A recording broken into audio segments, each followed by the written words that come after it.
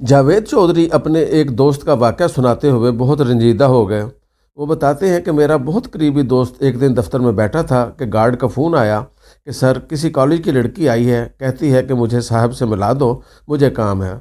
मैं अब उसको क्या कहूँ। मैंने कहा वापस भेज दो, कहो साहब मसरूफ़ हैं।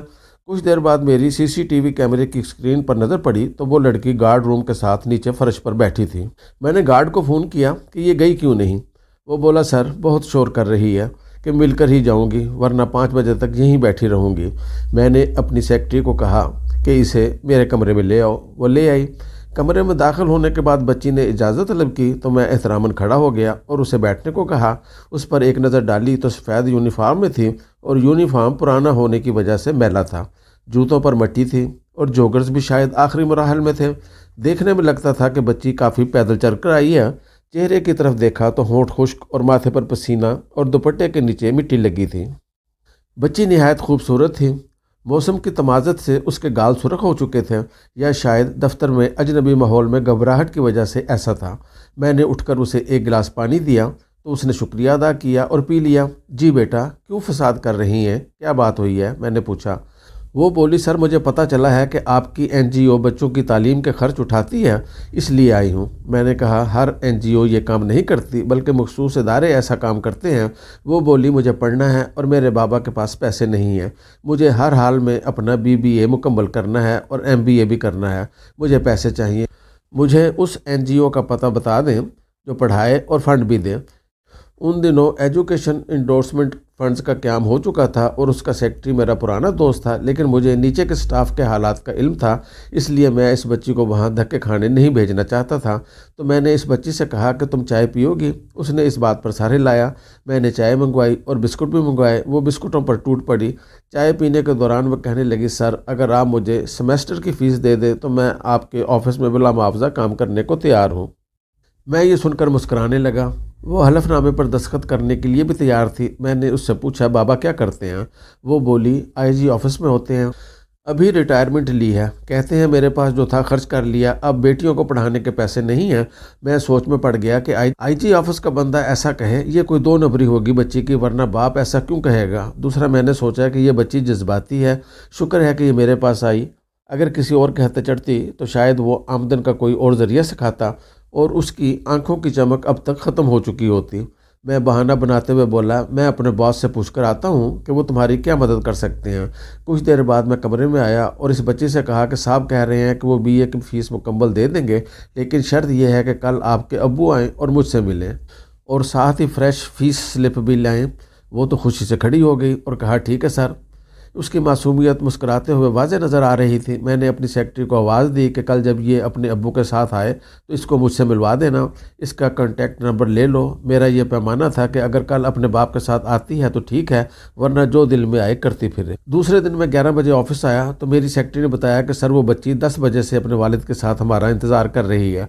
मैंने कहा कि उसे बुलाओ। उसका वालिद एक सुलझा हुआ पंजाबी उर्दू स्पीकिंग बंदा था। तारुफ पर पता चला कि वो किसी ओहदे पर आईजी बलोचिस्तान के साथ काम कर रहा था। ये उन दिनों की बात है जब कोयटा के हालात ख़राब थे। स्कूलों में तराना तक नहीं पढ़ाया जा सकता था कि पाकिस्तान दुश्मन स्कूल पर कोई शरारत न कर दे। लिहाजा इन हालात में एक आखिरत को तरजीह देने वाले नॉन लोकल बंदे का गुजारा बहुत मुश्किल था, जिसका नतीजा ये निकला कि कई मरतबा वो और उसका ख़ानदान नान नफ़के का भी मोहताज रहा। जल्द रिटायरमेंट इसलिए भी ली कि बड़ी बेटी की शादी करना थी। बेटे पढ़ते हैं, एक एमए करके डॉक्टर के क्लिनिक पर मरीज़ों को नंबर देता है, जबकि दूसरा बीए करने के बाद अब कोई छोटी मोटी कोशिश कर रहा है।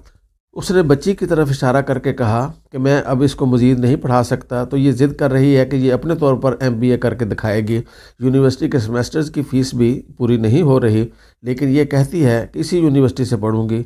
यूनिवर्सिटी की स्कॉलरशिप इसलिए नहीं ले सकते कि ना तो ट्यूशन है, ना ही हम किताबें ख़रीद सकते हैं। अच्छे नंबर कहाँ से आएंगे। अब इसको कोई सहूलत मिले तो ही काम हो सके। मैंने उसके कंधे पर हाथ रखा और उससे कहा कि आप इसकी तालीम से बेफिक्र हो जाएं। इस बच्ची के वालिद ने मेरा शुक्रिया अदा किया और चले गए।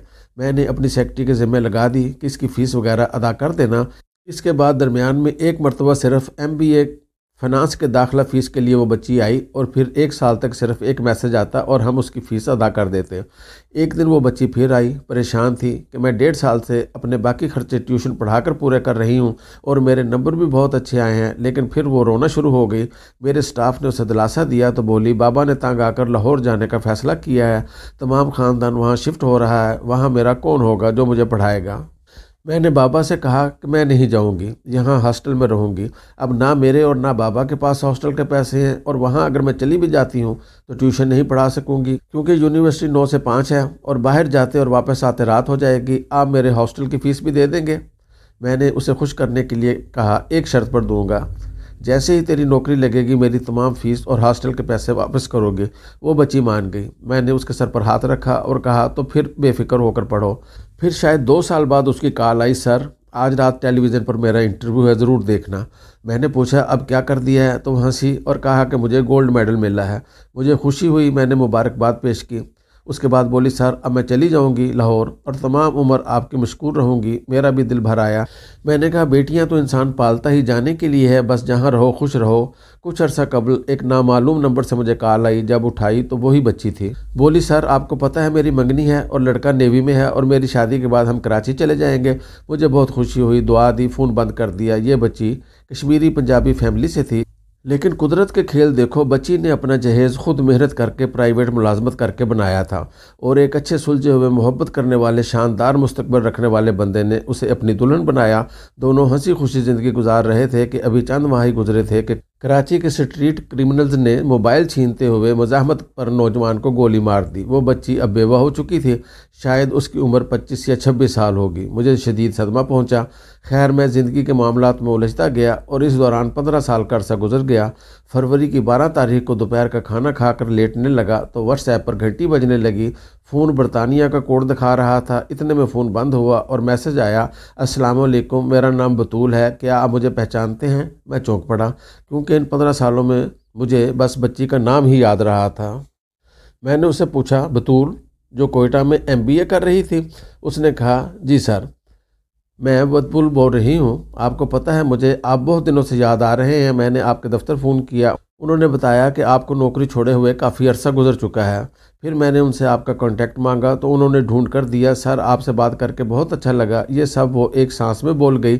میں نے پوچھا کہ اب تم کیا کر رہی ہو؟ وہ بولی سر اس وقت انگلینڈ میں دنیا کی 5ویں بڑی IT کمپنی میں ایک اعلیٰ عہدے پر کام کر رہی ہوں۔ میری شادی بھی ہو چکی ہے اور 11 سال کی میری بیٹی بھی ہے۔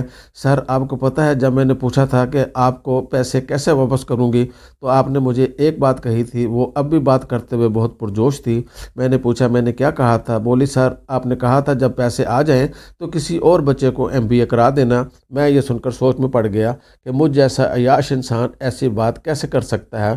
خیر یہ سوچ کر خاموش رہا کہ اس وقت جذبات میں کہہ دیا ہوگا۔ وہ بولی سر آپ کو پتہ ہے میں نے ایک نہیں 5 نوجوانوں کو اعلیٰ تعلیم دلوائی ہے اور ایک نوجوان تو ایسا بھی تھا جس نے اپنی بہن کی خاطر اپنی تعلیم چھوڑی تھی۔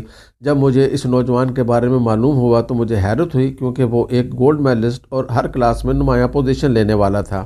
میں نے اس کے کلاس فیلوں سے اس کی تعلیم چھوڑنے کی وجہ پوچھی تو انہوں نے کہا کہ اس کی بہن کی شادی تھی لیکن اس کے باپ کے پاس پیسے نہیں تھے، وہ اپنی بیٹی کی شادی کے ارینجمنٹ کیسے کرے، اور نہ ہی جہیز خریدنے کے پیسے تھے۔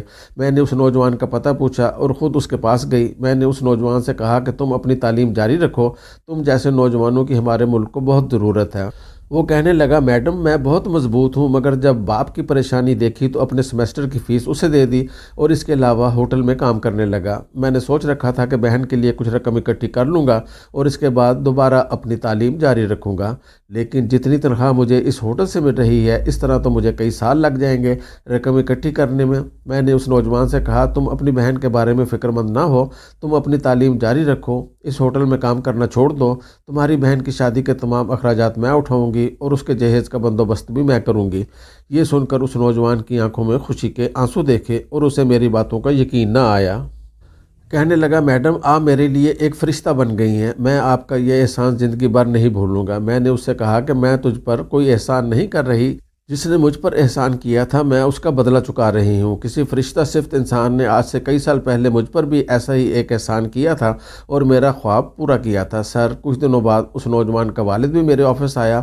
اس بزرگ نے میرا شکریہ ادا کیا اور کہنے لگا اللہ ताला ने मुझे 2 बेटियां अता की, एक बेटी जिसकी मैं शादी करने जा रहा हूं और दूसरी बेटी जिसने अपनी छोटी बहन की शादी में मदद की, वो मेरी आंखों के सामने बैठी है। उस बुज़ुर्ग की आंखों में मेरे लिए प्यार और मोहब्बत देखकर मुझे अपने वालिद की याद आ गई और मैं इस नतीजे पर पहुंची कि दुनिया में बेहतरीन काम लोगों की मुश्किलात कम करना और उनके काम आना है। सर, मैंने तालीम का ज़िम्मा उठाया और उन्हें आईटी सेक्टर में आगे बढ़ने में मदद की और सर, मैं हमेशा आपकी मशकूर रहूँगी।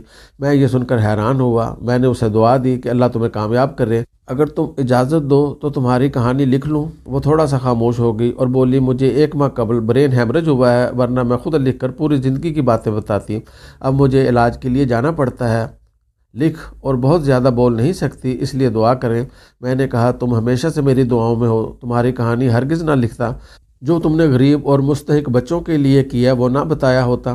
तुमने एक दिए से 5 घर रोशन किए, यानी 5 ख़ानदान। तुम वाकई एक अनमोल हीरा हो, एक अनमोल लड़की, एक ऐसी लड़की जिसको मैं कभी फरामोश नहीं कर सकता और हर वक्त तुम मेरी दुआओं में रहोगी और जब तक मैं ज़िंदा रहूँगा लोगों को तुम्हारी मेहरबानियों की कहानियाँ सुनाता रहूँगा। आप सब पढ़ने वाले दोस्तों से गुजारिश है, ऐसी अनमोल बच्ची के लिए दुआ करें। खुदा उसे एक सेहतमंद और बाबरकत ज़िंदगी नसीब करे। आमीन।